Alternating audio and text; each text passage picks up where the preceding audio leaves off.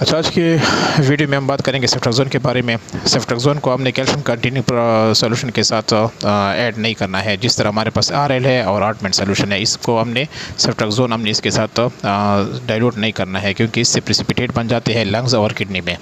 दूसरी है हमारे पास site of administration, IM site of administration. जिस तरह हमारे पास सेफ्ट्राक्सोन आते हैं 250 मिलीग्राम हो या 500 मिलीग्राम में सेफ्ट्राक्सोन हो, उसको हमने 2 ml 1% इल्यूनोकेन के साथ डाइल्यूट करना है। ठीक है, 250 और 500 को हमने 2 ml 1% लिग्नोकेन के साथ डाइल्यूट करना है।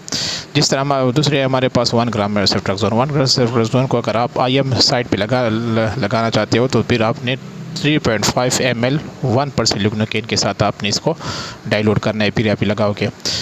लिग्नोकेन को कभी भी आप जो है ना IV में एडमिनिस्टर नहीं कर सकते हो। ठीक है, अगर हमारे पास 1 ग्राम सेफ्ट्राक्सोन है तो उसको हमने एक साइड में ही लगाना है। एक जगह पे 1 ग्राम को हम दोबारा नहीं लगा सकते हैं एक टाइम पे।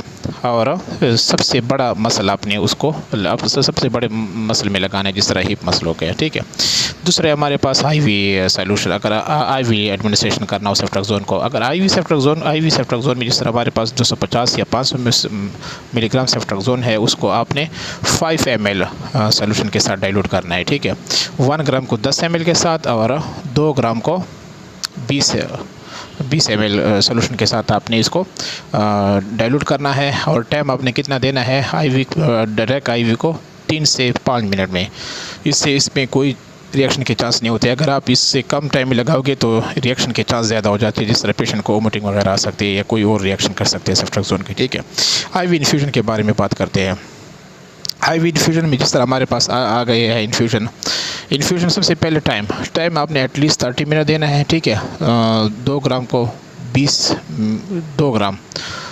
ml को आपने नॉर्मल सेलाइन 0.9, नॉर्मल सेलाइन 0.4, या हमारे पास डेक्सट्रोज आ गया 2.5%, डेक्सट्रोज 5%, डेक्सट्रोज 10%, डेक्सट्रोज 6%, या स्टेराइल वाटर के साथ आपने इन्फ्यूजन को आपने इसको RLT को इन सोल्यूशन के साथ डाइल्यूट कर सकते हो।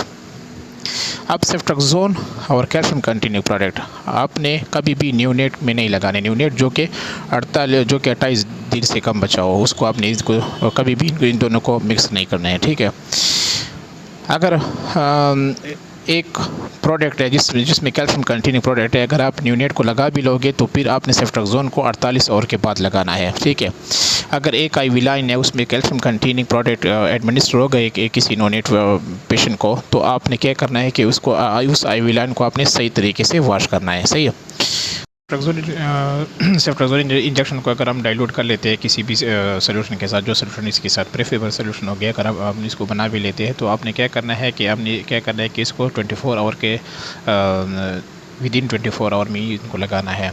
अगर 24 आवर से ज़्यादा हो जाएंगे कि तो क्या होगा कि सेफ्ट्राक्सोन के रिएक्शन के चांस बहुत ज़्यादा होते हैं, मतलब ख़राब हो जाते हैं, एक्सपायर हो जाते हैं।